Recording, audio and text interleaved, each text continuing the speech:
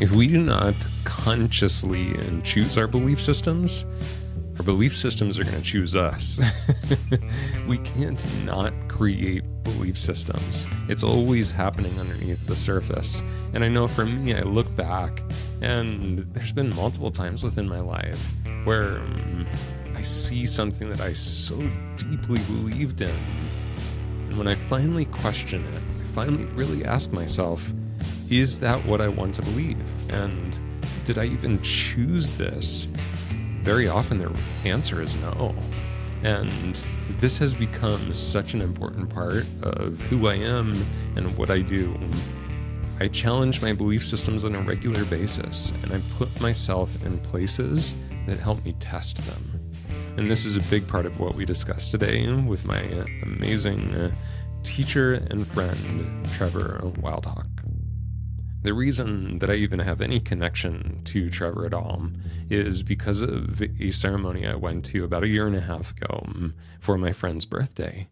And Deus Fortune was the facilitator. During the time we were together, I heard Deus speak so much about his friend and teacher, Trevor, that I knew I needed to know who this person was. I've rarely heard someone just speak so glowingly and so lovingly at length about another human. So I knew I needed to know who this person Trevor was. And at the time, I was really looking to challenge one of my belief systems about breathwork. And we'll talk about this in the episode. And the Nūma Breathwork approach was a style of breathwork that would challenge my belief systems. So this podcast was a long way in the making. And I have to say, I'm so grateful I went to this experience in British Columbia a few months ago, because one thing I have to say about Trevor is you can tell he's a man who has done, quote, the work for himself, because the training allowed so much space to not only challenge our own belief systems, but to even challenge what he was sharing with us.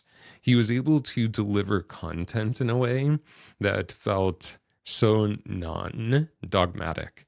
It truly felt really comfortable to push back, to ask questions, and to challenge things. And you were never met with a sense of defensiveness. And that's a point that I think we only reach as facilitators when we have a lot of mastery within ourselves. And you're going to get to hear such a open and vulnerable version of how this all came about for him and how it continues to unfold for him today. Trevor is the creator of Nūma Breathwork. He spent 29 years in a state of really deep exploration, which included breathwork, somatics, shamanism, meditation, ceremonial containers. And this included a period of a 7-year initiation and a 16-month hermitage that really laid him bare to something really essential about who we are when we get beneath our stories. And today he brings that wisdom into private therapy, transformational group work, and his Nūma facilitator trainings, where he weaves together Hakomi, somatic experiencing, internal family systems, even his history within Chinese medicine, yoga, and so much more. So this man has a lot of richness and depth to him. So we are in very good hands during this conversation. Let's jump in. All right, Trevor. So happy to have you here. Of course, as I shared with you, the one thing I love to do to just get us connected and also get our listeners connected with us is to just ask those 4 questions, which is one word each for how you are today, mentally, emotionally, spiritually, physically. All right. Thanks for having me here, Andrew. Thank you. Mentally curious, emotionally nervous, spiritually peaceful, physically tired. Fair enough. Yeah. How about yourself? For me, mentally, I'm excited because I know that we're going to have a good conversation. Emotionally, what's the word? Complex today. Physically, that's an interesting one. It's hard to capture with one word because it's also kind of complex. Maybe we'll go with layered. And spiritually, Sweet. Thank you. So when we started to kind of bounce back and forth on what we might want to focus on today, I know the part of what resonated with you, both of us, was this concept of our belief systems. And I think there's a lot to talk about when it comes to belief systems. But I thought that maybe we would start with, like, as you consider the belief systems you have today, as you sit here on Monday, June 1st at 1:52 p.m. your time, like, what has created the belief systems that you sit with at this moment in your life? That is a complex question. Yeah, I don't tend to start with the easy stuff. Yeah. There's so many layers. I could definitely speak to some of the beliefs that are still running, right at this moment, where they come from. I was chatting with my partner before I got on the call with you, and speaking of my nerves about being on here and the way that I perceive myself when sharing in these ways. Some things that I'm still wrestling with after years of presenting information, running trainings and things, and I still get anxious about doing this. And I mean, the beliefs, literally I could trace them all the way back to my birth. Wow. And I suspect easily into ancestry as well, lineage, but the moments of my birth and the way that all played out, I can map that onto my life and basically predict a lot of the ways that I've been very easily, which has been humbling, but also it's like this wrestling over the years of like how to be flexible with that. Both in the I think the acceptance of it, because they've been around a long time, they're very familiar, and also the possibility of change and edging into different ways of being, and maybe massaging those beliefs or modifying them, releasing them, whatever the texture might be. So yeah, I'm excited to discuss belief and where it comes from. What is it? How it's affected our lives. So. Yeah. So you're able to reflect all the way back to birth, or potentially even ancestry, and you can see something in that past that points towards even what might be coming up today with the nervousness or the anxiousness that came up about being on a podcast. Would you be willing to share any detail of that? Like, is there specific memories of that time of birth, or? Yeah. I mean, I can give details. I guess the preface to that would be that obviously when I was being born, and I don't have literal memory of those moments in any kind of cognitive sense. It's more of things I've been told, and then almost like this echo of this feeling in my system that fits perfectly with what I've been told, and I can see that mapped forward into my life really seamlessly. Okay. And essentially, before I got on the call today, as I was speaking to my wife, I was just expressing that it's like things don't go well when I show up. There's disappointment, there's stress that in some way I extended. I don't know if my mom did at the time or my family, but I extended into like, it'd be better if I just wasn't even here. And when I was born, my mother was anticipating a girl. She didn't have an ultrasound or anything or any other kind of test to verify that. She was highly anticipating and wanting a girl. So when I showed up, as the story goes, there was a bit of a shock to the system. It was like, what do I do with this little guy? And there was about 5 days where I stayed unnamed because she had a more typical female name picked out. There were lots of things that were kind of arranged for that, and it's like, now what? And in addition to that, like being met by, I'm guessing excitement, but at the same time, like, what do I do with this? At the same time, the hospital went into 5 days of lockdown due to an infection outbreak in the hospital that we were in. It was just a small one in central Alberta. And I was in the room with her. I wasn't separated from her, so that was good. But the nursing staff was irregularly allowed to come in. There was a sense of her having to tend to me on her own, which even in later days she admitted that she felt like that was a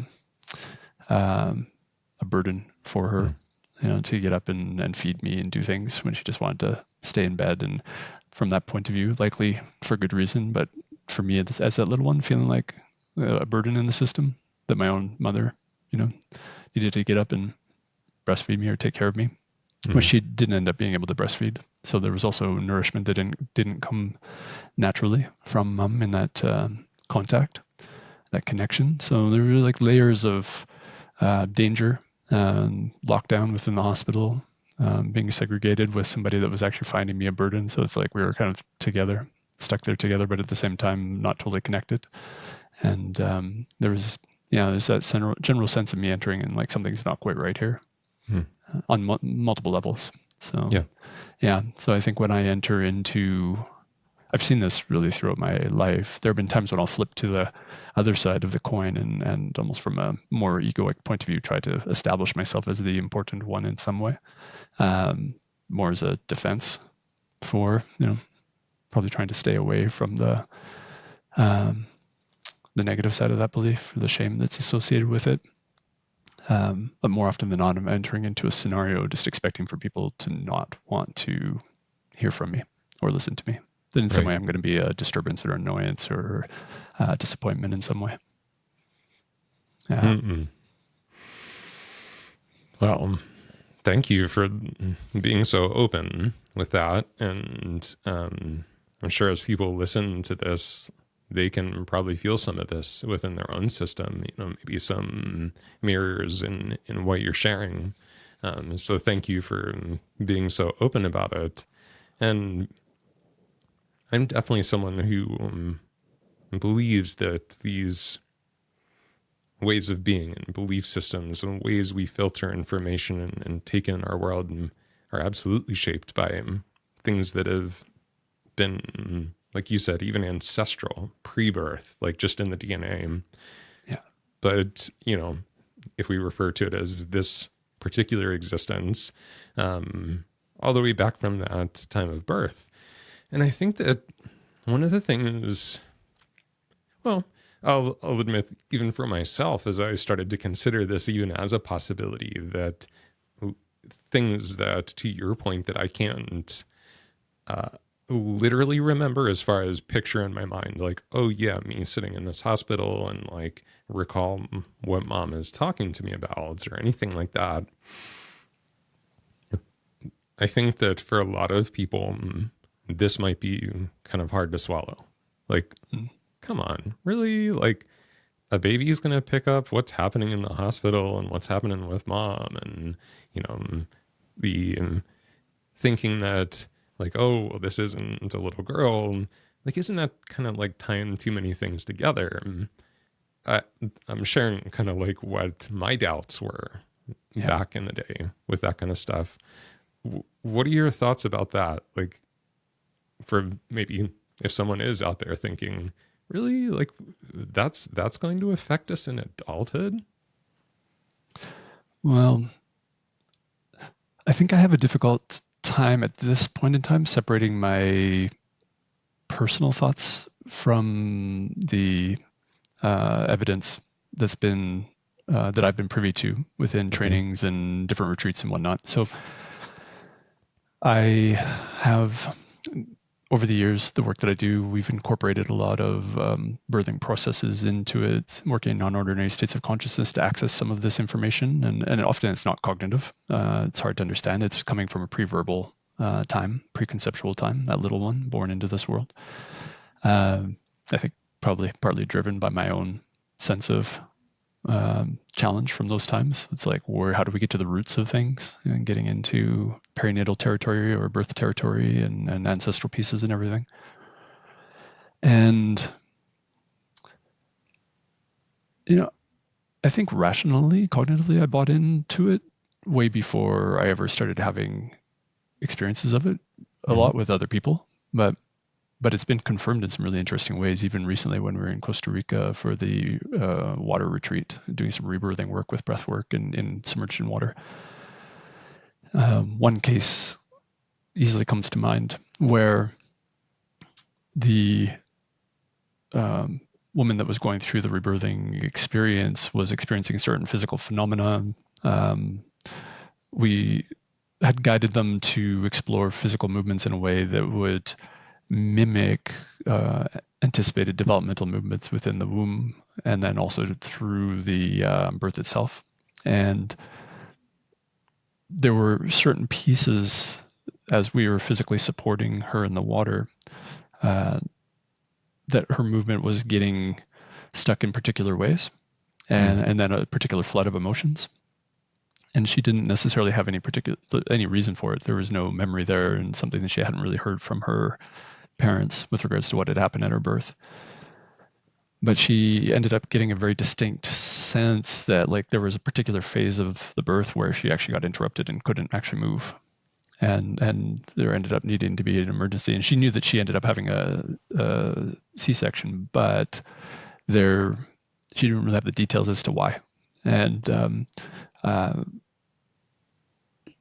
in the best she could, she actually called her parents that evening after the session and was like, hey, when I was born, was I in a particular position or stage of birth? When the C-section happened, was there actually a particular block, or was I not able to move in a particular way? She had specifics around it that she relayed to her parents that I may not be doing justice to.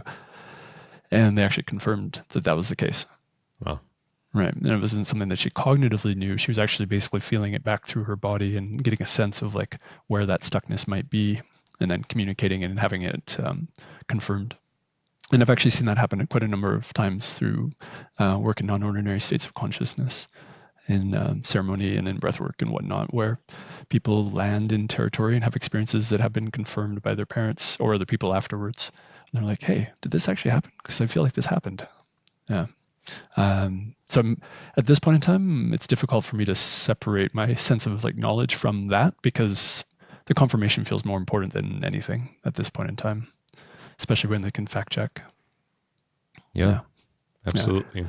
There has been at least one study done, in case it's worth mentioning, that was using hypnosis.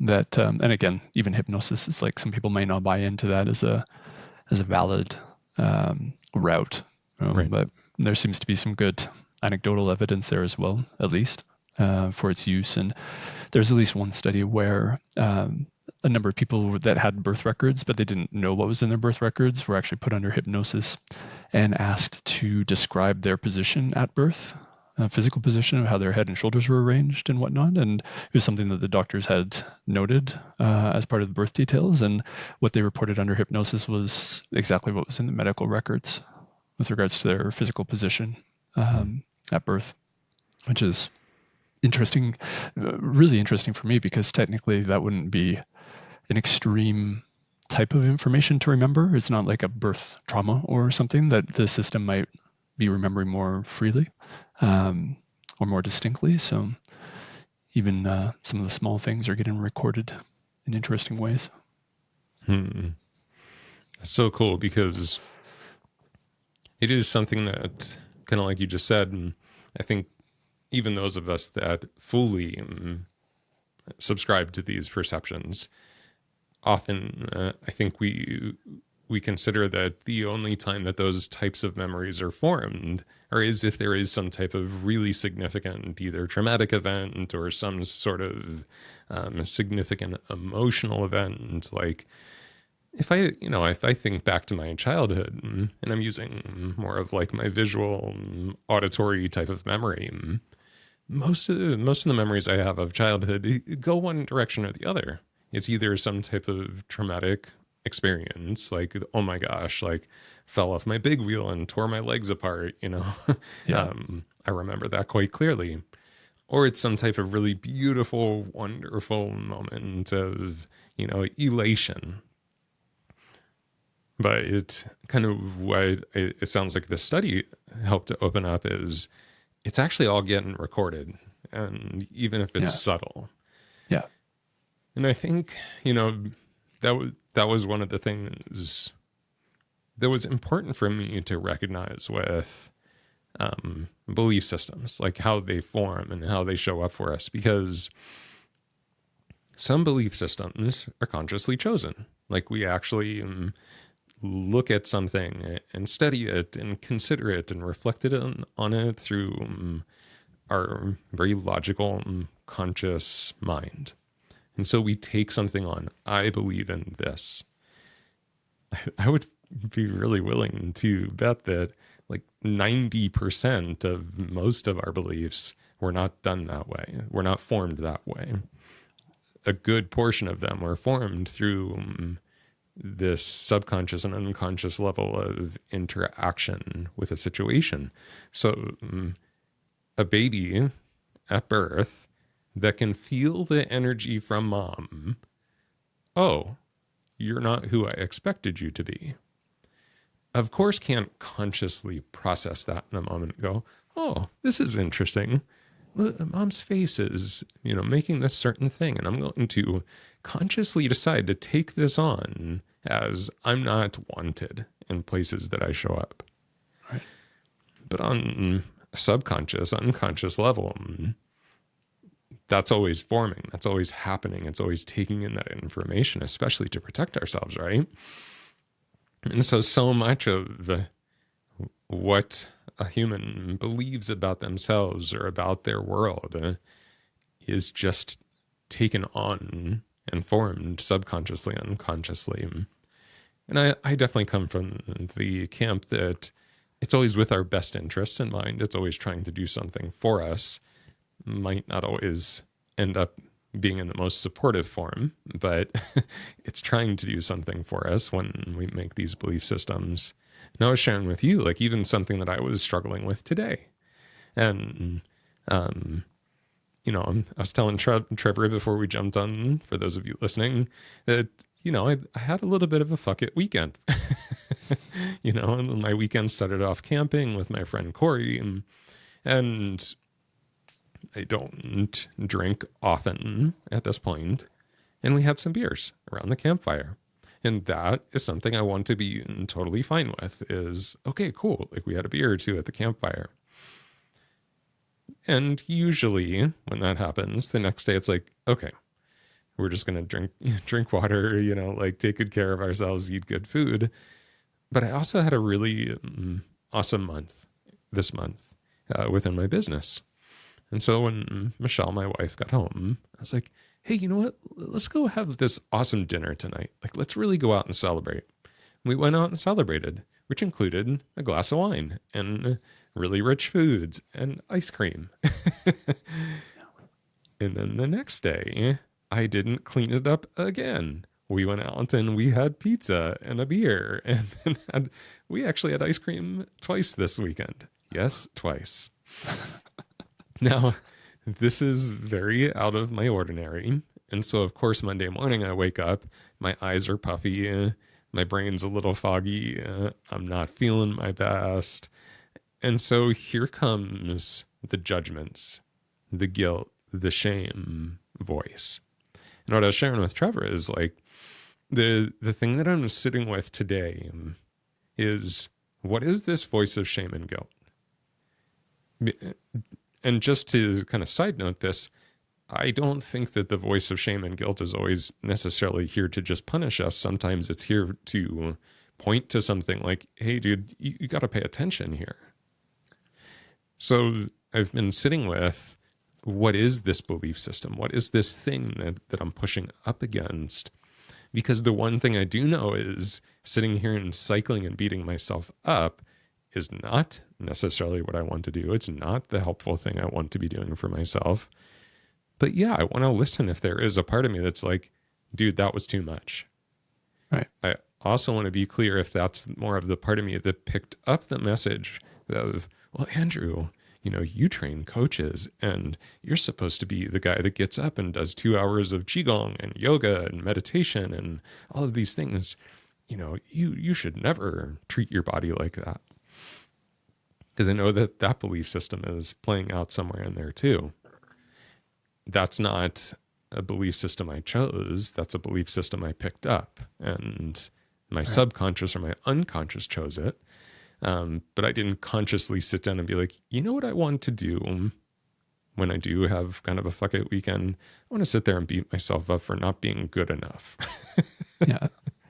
So I guess a question for you, because the beating yourself up piece, which many of us are familiar with in one way or another. Mm-hmm.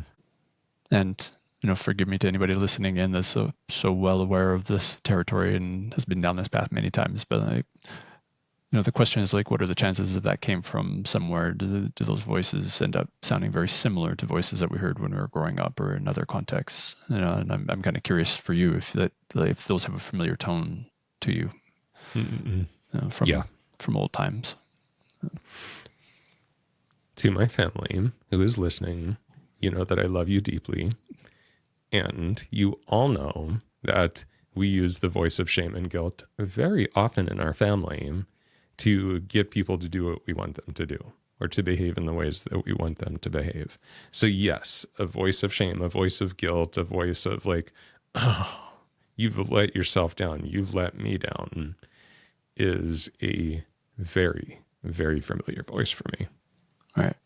And that becomes the interesting thing at this intersection in the present moment when we find ourselves doing it again. Because it's like, to the best of my understanding, it often has a very familiar quality to it, familiar quality to it. And then, to consider when I was hearing you say that, like that we could meet ourselves with like, oh, wow, like you had a really good time. Like, how are you going to shift things in the next couple of days so that you balance everything out?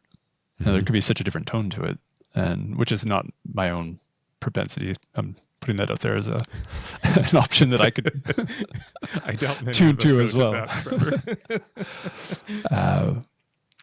But yeah, like why? Why get stuck on that side? And other than it simply being familiar, it's habit. That's the main thing I still fall back on at this point in time is like, it's just a well-trodden path. So, and it was probably well-trodden for our parents and for the people around us as well, to the point where they didn't even realize that they had an option to do otherwise. Yeah. One of the things that I really love, when I sit and have these conversations with my mom, because she's very, very open to these types of conversations, like diving deeper and like really pulling things apart like this. The really beautiful thing I've noticed with her is she's now starting to become aware of it in the moment. Like she'll say something and she'll actually stop herself like, yep, there's the old kind of Grove guilt. There it is, And so the beautiful thing is I do think that once we become aware of that pattern and that voice, kind of to your point, part of what I have been trying to do today is to play with, well, what if that voice sounded different? What if I did, in the future, I don't know if I'll have 3 days of fuck it again or not. Maybe I will, maybe I won't. But if I do, what would it be like to just meet it with like, okay, man, like you had a good time. Now what? Like, you know how you feel right now. So from here, now what? What are we going to do different? Instead of this like, oh, man, I can't believe you did that again. Like, now you don't feel good and you've got all this stuff you need to do today. So the awareness piece of, oh, this is my pattern. That is that familiar voice. If I can gain that awareness, then I actually get to have choice in the matter too. Yeah, absolutely.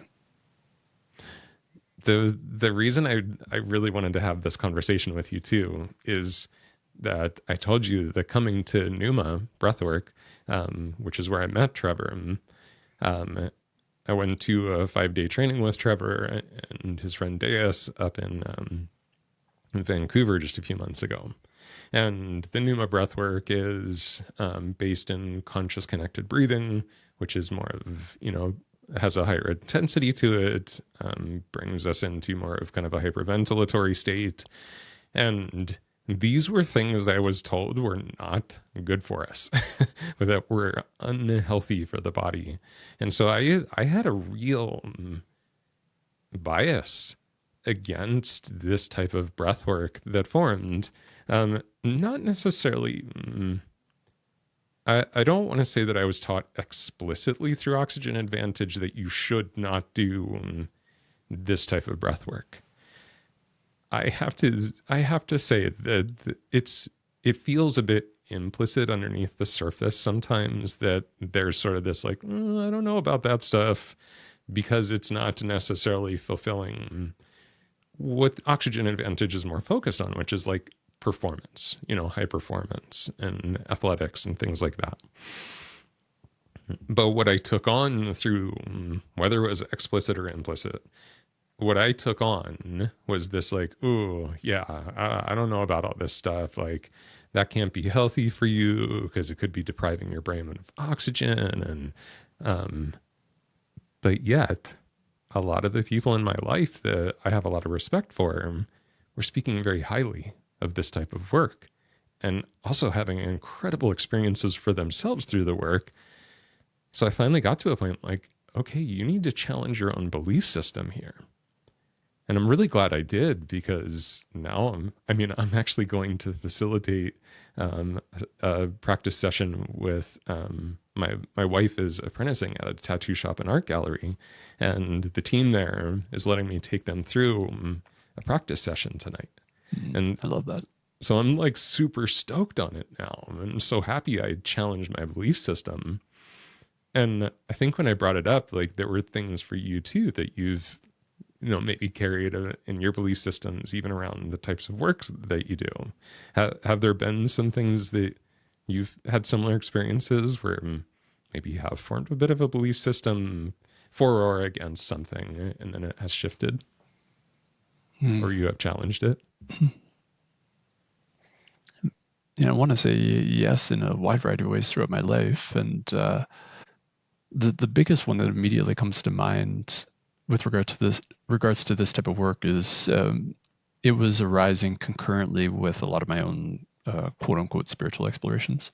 Mm-hmm. And the slant of the spiritual that I went down was much more the slant of what some might refer to as like the non-dual or seeking to recognize truth, an absolute truth, and beyond any relativity. And that to me for quite a number of years was first and foremost in my attention, and seeking a lot of teachers and sitting with myself a lot, and at the same time stepping more and more into this territory where I was dealing with a lot of relative and the psychology of things, and even though I was supporting people in those ways and exploring in those ways, I kept pushing it away because I had a belief that it was really just stuff that comes and goes, and it really doesn't end up meaning anything, and it's a distraction. And it took quite a number of years to thoroughly tease them apart and to let them stand on their own rights, and that seeking for an absolute truth, to let that actually transpire and unfold in the way that it did, and at the same time not have it dictate this territory where I was exploring the belief systems and the ways that we're relationally interacting and whatnot, and that could actually be a very like wide open and rich territory on its own that doesn't have to be reflected in the seeking of the absolute, to recognize the absolute. And I actually have come to maybe another belief that there's actually a lot of confusion in most teachings out there that would dictate essentially that you have to purify, you have to do certain things to psychologically cleanse, energetically cleanse, to be able to recognize that truth. And that if you recognize that truth, you have to live it in your relative existence as if they should be the same thing. And at this point in time, I'd say they're absolutely not the same thing at all. They're literally not related, which I could go into, but that's created a lot of space for me. But for many years, there was a huge struggle in that territory where I was trying to tease them apart, but couldn't see. I ended up just holding them apart very rigidly. And that belief ended up kind of impairing my own communication with other people and impacting the way that I was relating to them, because I was often disregarding a lot of things and in favor of not being part of this relative existence. Really, in getting into my own personal journey again, it became this place where I was recognizing that there was a distinct wonder, curiosity, and earnest curiosity around the absolute truth, but there was also a really deep self-hate that was in there that wanted to, dismantle an ego because I am a disappointment and shouldn't be here. So had to tease that apart. And once that was teased apart, then sitting in the relativity and actually just being with the rich texture that it is, and meeting other people in that became a lot more available. Yeah. So not too sure if I went off on a bit of a tangent there, but no, I think it's a perfect example of what we're talking about, which is getting really attached to a certain belief system and having the ability to challenge it, to shift within it. Because I think that this is one of the big challenges, and we see it, I think, so prevalently just in our socio-political systems right now, of people getting so ingrained and so attached to a paradigm or a belief system that they absolutely cannot see anything different. And a complete unwillingness to even ask, like, is this something I actually do fully believe in? Like, is this something I want to always carry? So I'm curious, like, this shift that you had, did something happen that called that shift forward, or was it multiple experiences throughout a time? Do you have a sense of what helped you to, because it sounds like the original belief and the original thing that you were seeking was pretty strong. Do you sense what created that shift? In the sense of where that differentiation finally happened between the two? Yeah, like what started you on this path of, wait, is this kind of like the spiritual path that I want to keep pursuing here, or do I want to open this up to something different? For me, the shift actually came from wholeheartedly going into the absolute direction, and to the point where I was kind of driving myself crazy for a number of years, and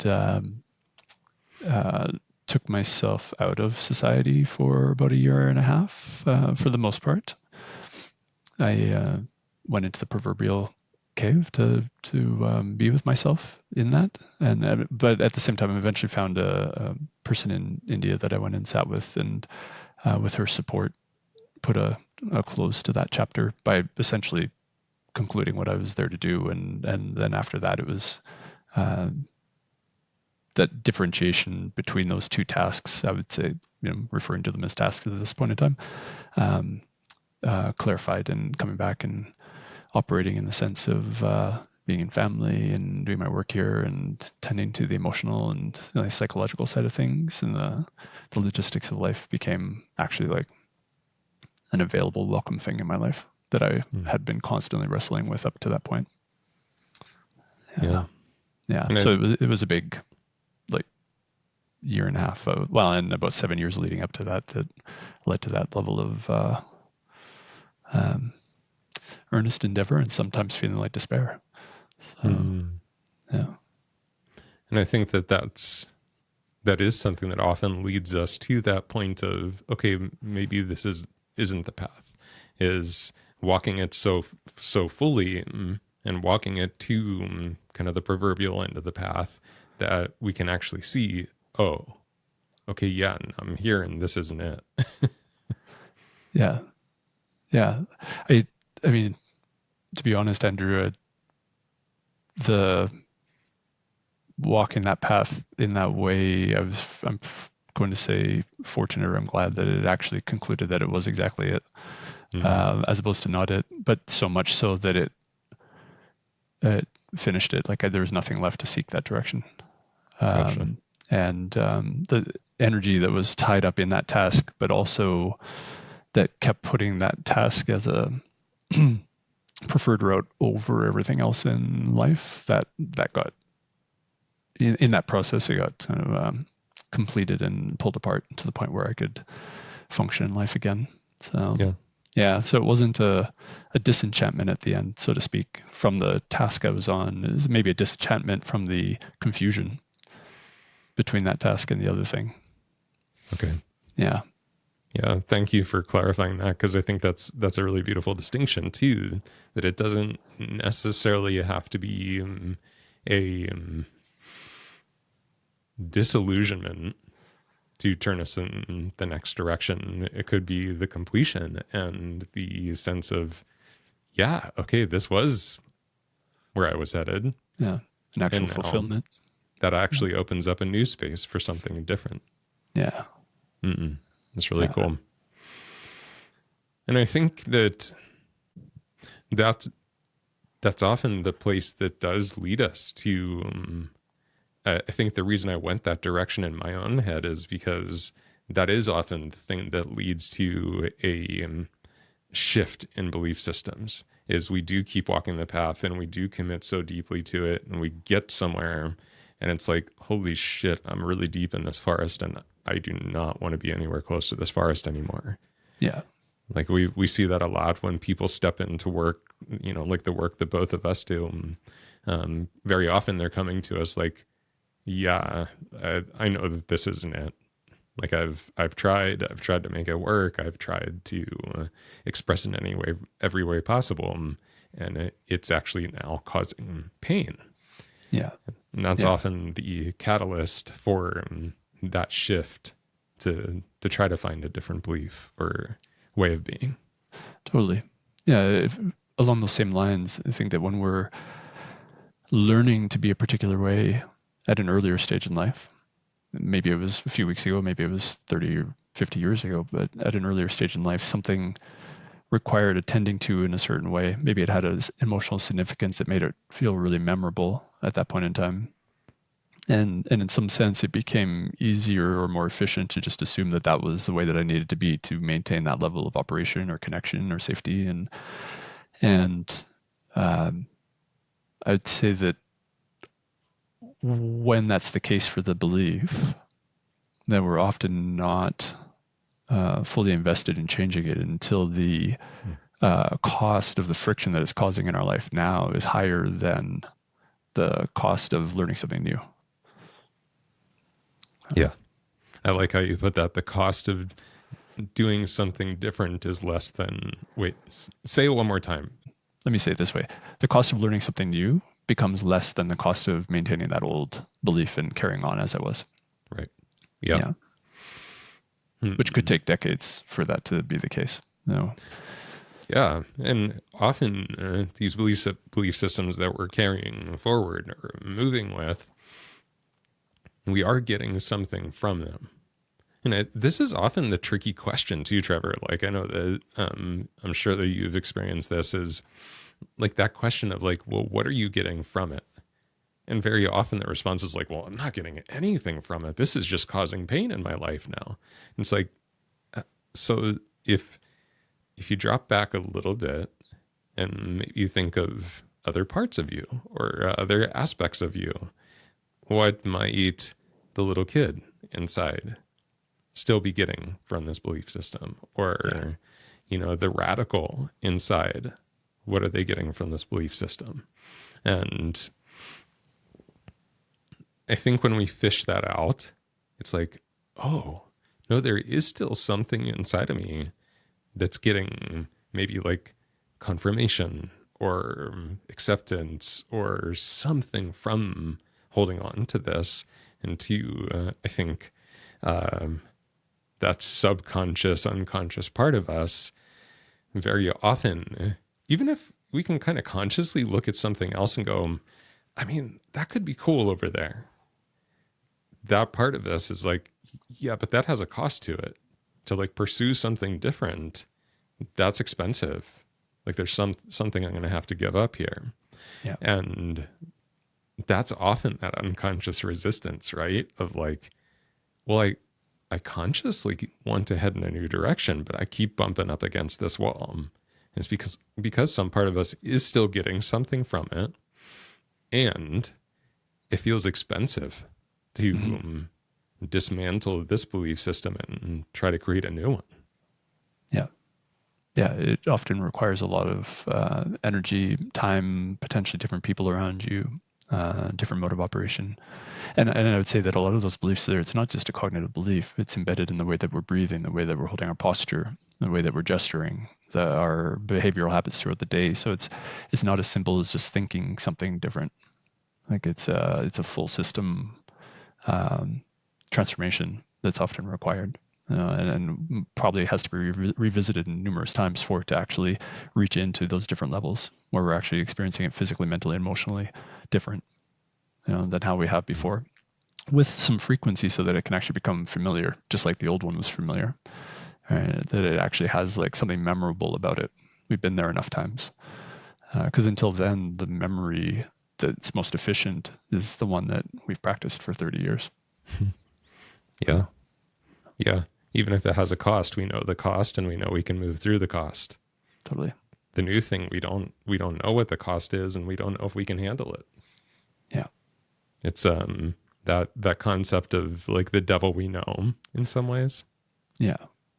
And often the cost is in some way, and I believe you were pointing at this earlier,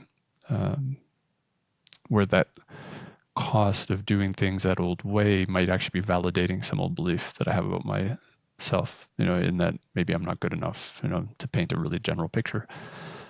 And there might be something reaffirming about that feels settling. It feels congruent because it's like, I knew I wasn't good enough. Here's the evidence again. And that actually in a weird way, it can feel like a relief in our system that we're right about something, which we're seeing clearly, even though we're just validating a really old belief. Yeah.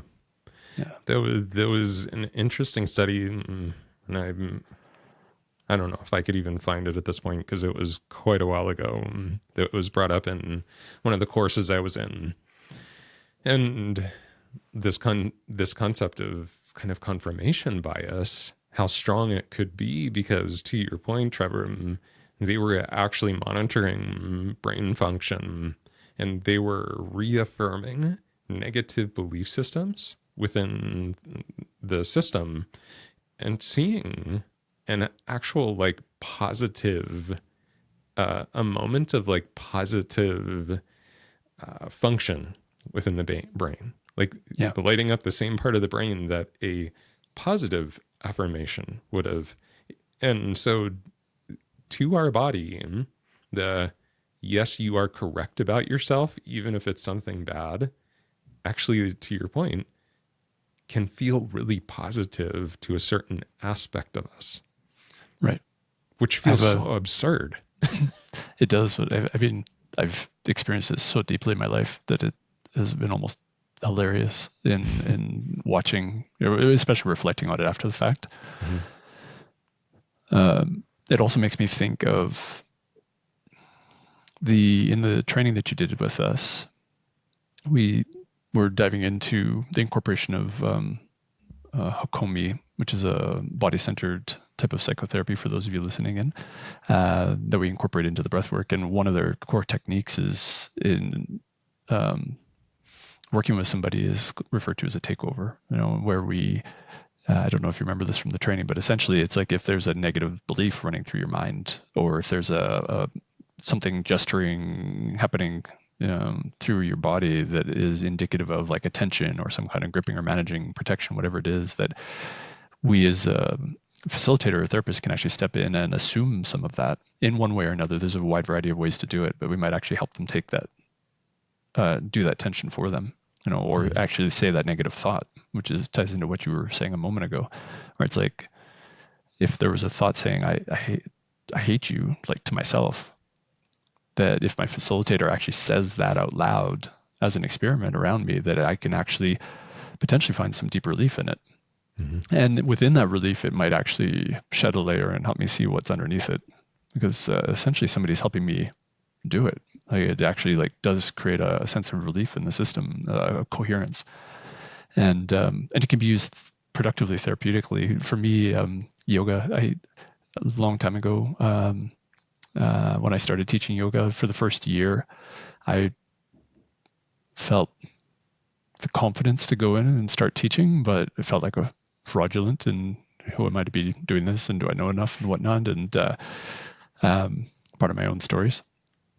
And I was going to this yoga teacher in Calgary that was well known for being incredible biomechanically, like technically and thematically. Like there's so much goodness. But the teacher had I'm going to say a rough disposition with folks, and people would literally leave class crying out of being like torn apart and spoken to in really intense ways. And I, in my own like internal perfectionism and like my own internal criticism of like trying to get things just right and picking away at myself, this teacher doing it for me, hearing it in the room and also saying it to me was an incredible sigh of relief. I was like, oh my God, I can set down that task. I don't need to do that to myself. That teacher's taking care of it. I'm good. I'm actually doing great here. I feel wonderful in this class, even though some people are leaving the room bawling because of the intensity of what was being expressed. I could see it happening, but like, it actually for a while felt really good until it was like, it took me probably about a year to gradually clue in more and more what was transpiring, the dynamics around it. But I was living it up from inside out. It's a really beautiful example, and I think that something that you just unlocked for me is yet another subtle piece to why people often find themselves back into potentially like abusive relationships. Especially if I believe something about myself and this other person keeps saying it to me, I'm curious, like, could it be that there's almost a sense of relief? Well, because they're holding that belief for me. It's almost relieving. It takes it off my shoulders for that moment, because it's like, oh, they're saying it. I don't have to say it to myself. Now they're saying it. Yeah. Yeah. Yeah.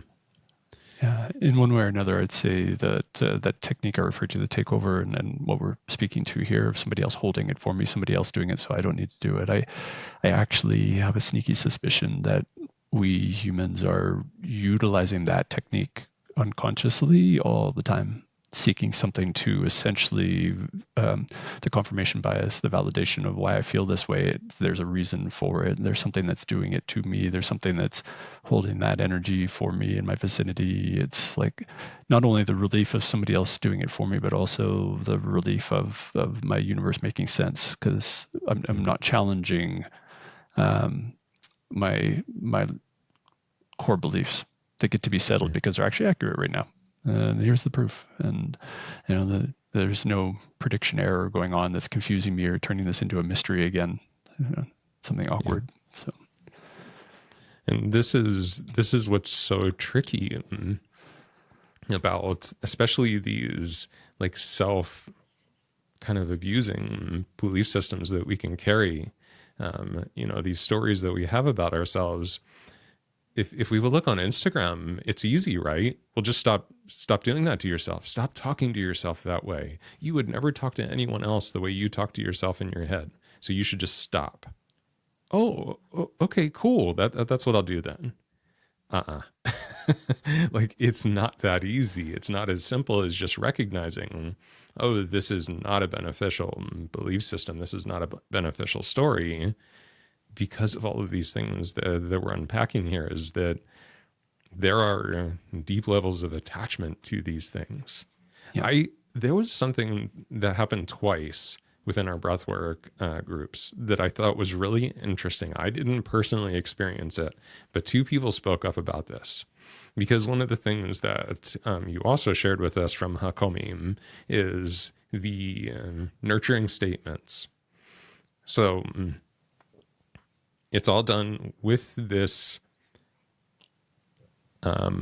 intention and correct me if I'm wrong, but the intention is I'm going to say something out loud to see what happens for you. Not as necessarily like an affirmation or a positive statement, really, even if it is affirming.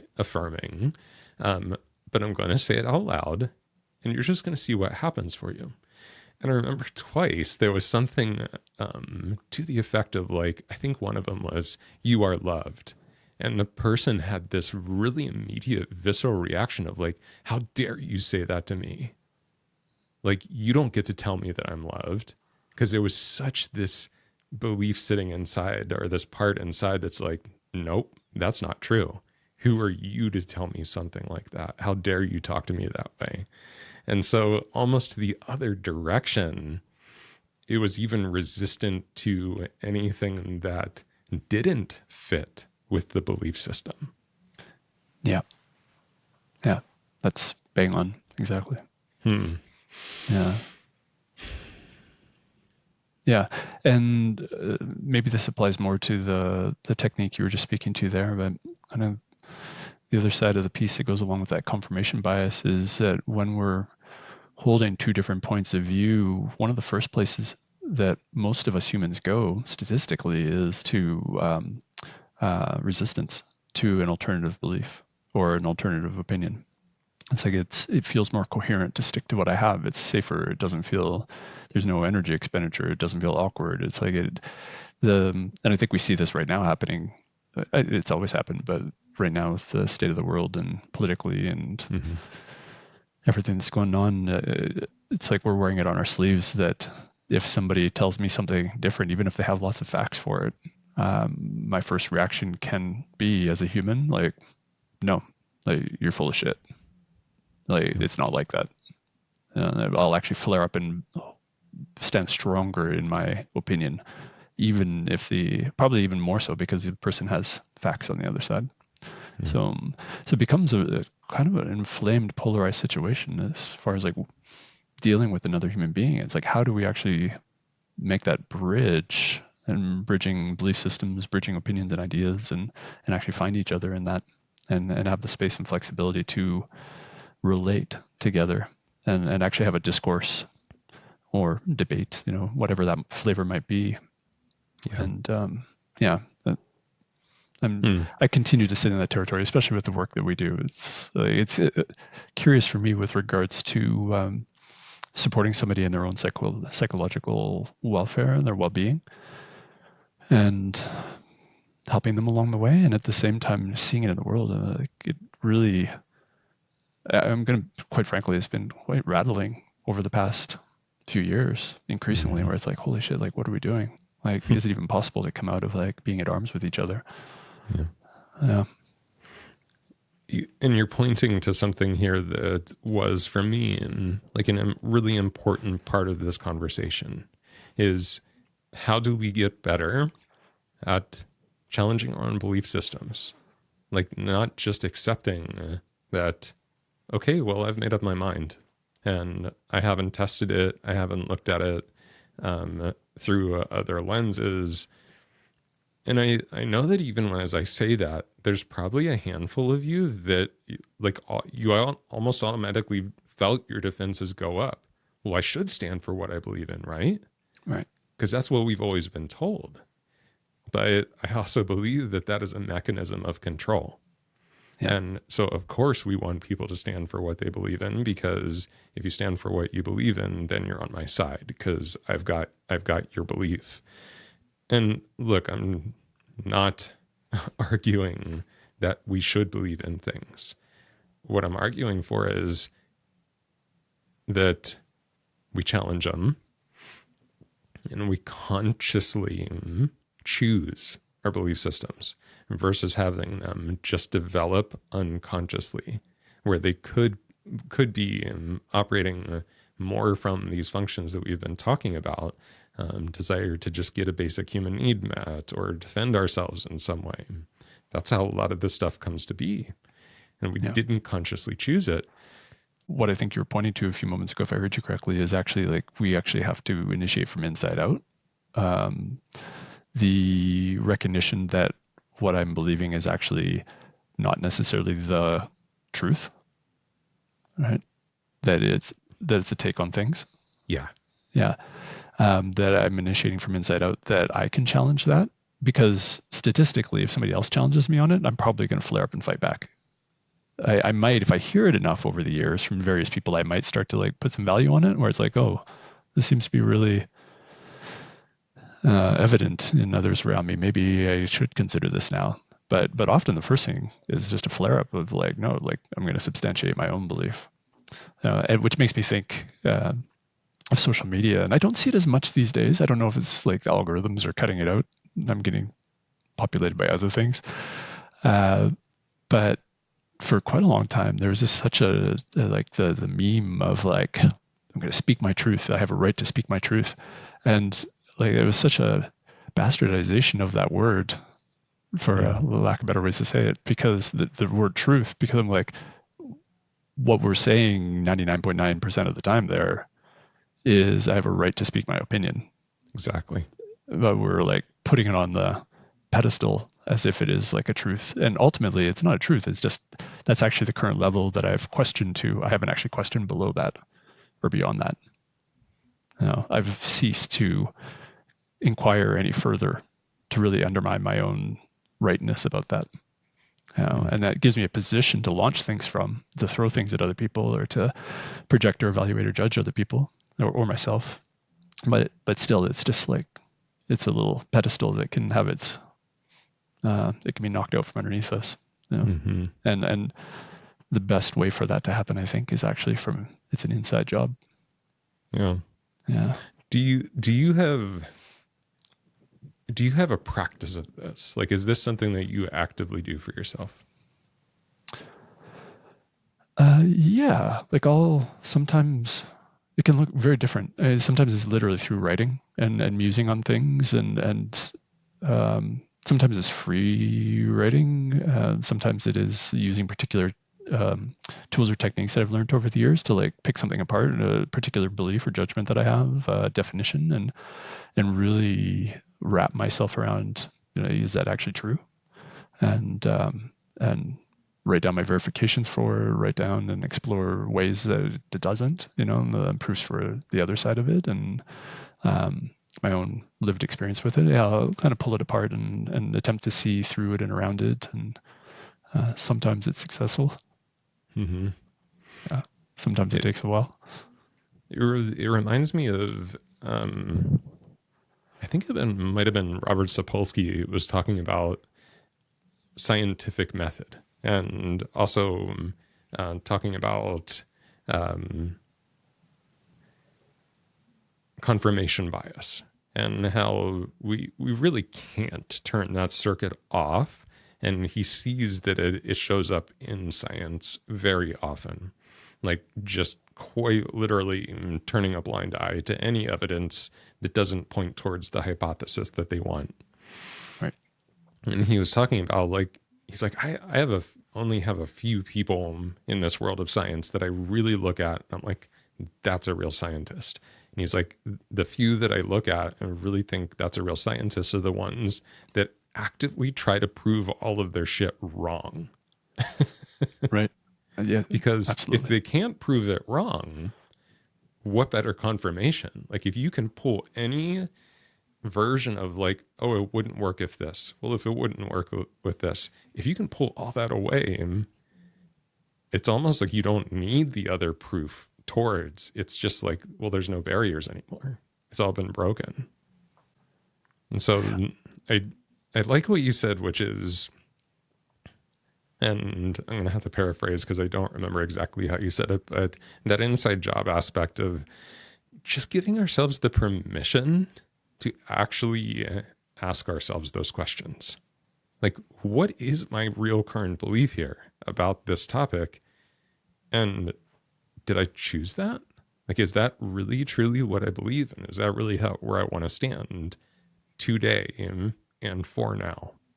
Which I really often, when I'm handing something back that I heard someone that I'm working with, someone that I'm doing my wayfaring process with, and they'll make a really bold statement about something. One of the people I work with today, she said, like, well, I mean, the authentic me does this and this. And I was like, I'm just going to hand this back to you with a few extra words on it and see how it feels. As I know myself today, this is how I behave, and that's for now. How does that feel? And a lot of times I think it feels really freeing to recognize that, oh, yeah, I carried that belief up until today, and it's affected my life in this way. I don't have to make that wrong, but also recognizing that's just for now. I can actually change that belief tomorrow. In the next 20 minutes, I can change it if I want to. It doesn't have to be the thing I own and hold on to it forever. Yeah. So phrases like that are a really sweet way of putting containment around the energy or boundaries. It gives it a form that actually can be related to other things. It has a time and place, but it doesn't extend for eternity. It doesn't emanate into everything else in life. There are actually places where that isn't the case. And then all of a sudden within that awareness of the, let's say, the duality of it or the multiplicity of it, then all of a sudden we have room for other possibilities.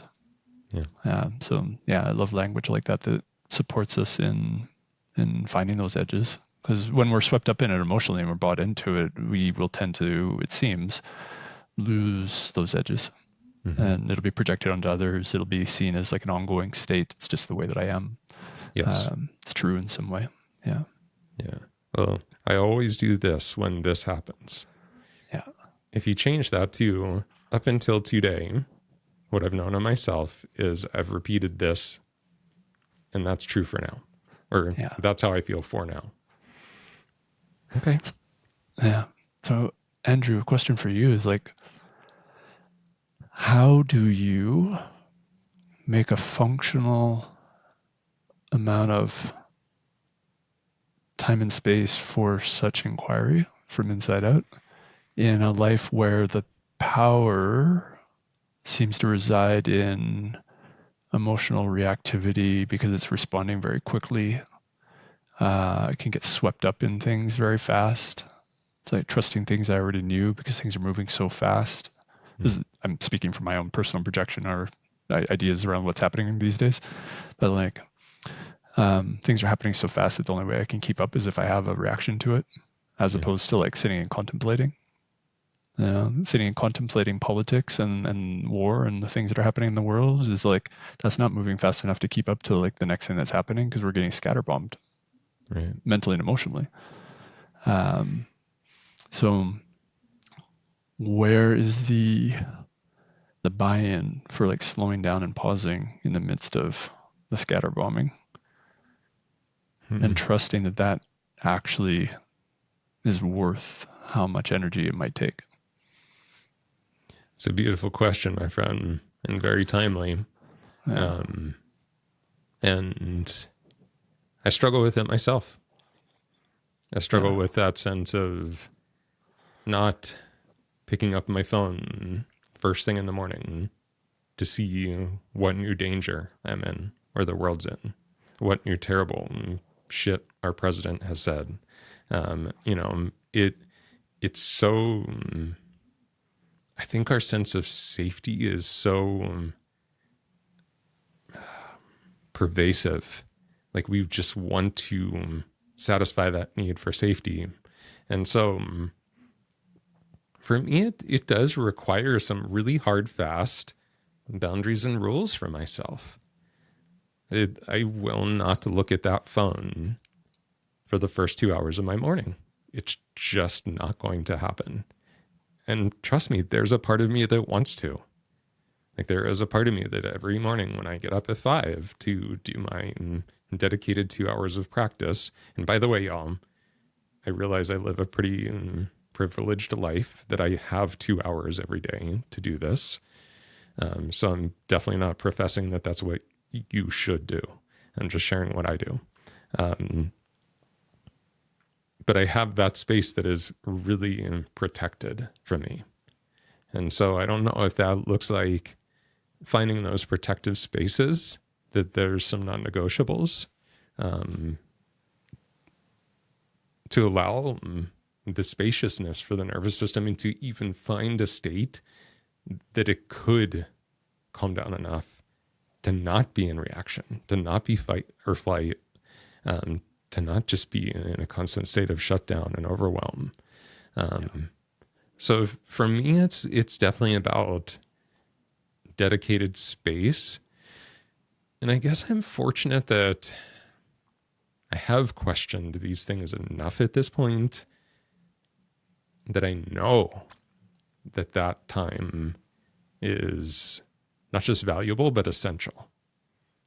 Like I know it's just not helpful to me. It doesn't just make me feel good. Which honestly, as I say that out loud, I think that's one of the things that becomes the fault of this type of time or space that we reserve for ourselves is, again, it kind of gets put into this box of like just self-help kind of stuff versus like essential functioning.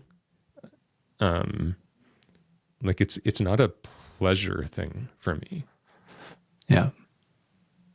Yeah, I don't know about you, but I've been really wrestling with. I think there's a certain amount of tending to one's home, so to speak, internally. Cleaning, even if it's just once a week or once every couple of weeks. Every now and then, there's like some pretty big renovations happening, and to have those kinds of rhythms, but otherwise to not try to fix everything. Where self-help starts to go. Probably feeds into another not good enough pattern and the shame of it, and starts to spin where it becomes a predominant activity. So it's like, and then saying that, it's like how to sit with the fact that some of the stuff might not change, and that doesn't mean I'm failing. Sitting in the grossness of it and the awkwardness of it and the confusions of it and the darkness of things that I'm not familiar with and ideas that I have a hard time accepting, but it might actually have some weight as well. And to stretch my mind open can feel awkward. It can feel painful. And some of the stuff has been around for generations, and maybe it's not changing in this lifetime. And maybe I actually just get to sit with that and accompany it as opposed to fight it or try to justify it, and then what, So it's an interesting thing to be on the side of facilitating shifts and changes in the sense of walking with somebody while they're seeking to do that. But at the same time, I would say even more fundamentally, it's just being together. And even if this doesn't change, maybe we can change the one thing in the sense that we get to do this with another person instead of me trying to do it all on my own. Yeah. That doesn't mean it's going to be better, but we just don't have to do it alone. And that was something that very much came up for me too, as you were talking. This is why I choose, again, not always comfortable, not always easy, but I have spaces in my life I choose to go be in circle, in community, and in connection with other people. I have a Wednesday night men's group, and all of us have mentioned multiple times, it's not easy to get there at 6:00 on Wednesday night very often.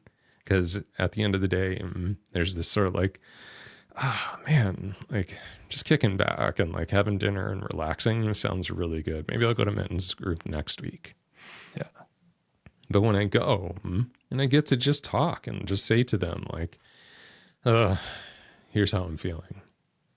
That collective holding of it does something that doing it by myself doesn't do. And to your point, it doesn't fix it. It doesn't make it go away. And this is something that I do think is really important with this type of work that I didn't really recognize until kind of recently. The point of this work is not to make things go away and disappear. In fact, I think that the first level is more of exactly what you said, which is, can I find a way to be with it enough that it doesn't take over my whole life, that it doesn't then trickle out and affect everything? Instead of trying to fix it or change it, can I build better relationship with it first? Then once the relationship starts to shift, actually shifting what's happening or the belief system that lives underneath it, that actually becomes more available. Because if I'm still in the fight with it, it's really hard to have any sense of choice with it. Yeah. Yeah. Well, my friend, I feel like we could really go down like multiple additional rabbit holes here. So we'll put a pin in this for now. But I really wanted to get to this space where it was about this.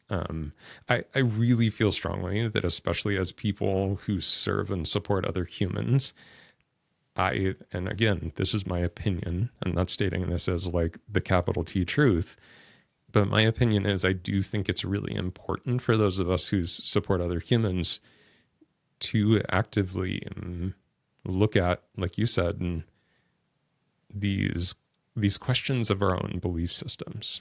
Like, where did this come from? Is this still where I want to be? Is there something else that could be more generative at this point in my life? Like, do I want to explore something else? Do I want to move towards something else? I think it's really, I'll put it this way. It's been really essential for me. It's been really, really helpful in my own practice to not just accept that I've always believed something, but to do what I did when I came to Nūma and like, okay, well, if I'm going to have an opinion about this type of breath work, well, I should probably go experience it for myself. I should probably study it for myself and make my own decisions. Yeah, I appreciate that, Andrew. Yeah, it's can not to provide accolades for that action, but it takes energy and awkwardness at times to make that choice. So I appreciate that, and that we got to meet because of it, and that we get to not have distinct answers for this, but ongoing musings, and that we get to share in it. Yeah. Yeah. And, I just want to say this too. Thank you so much for what you and Deus created for us in that space, because I feel like we did have a lot of discussions very openly within those 5 days that challenged a lot of things for all of us.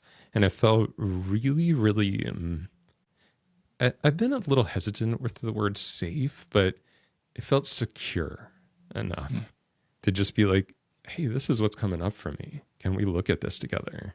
And that just speaks volumes to the heart and the energy that you have, the heart and energy that Deus does. And I appreciate that there's other humans in the world creating those spaces. So thank you.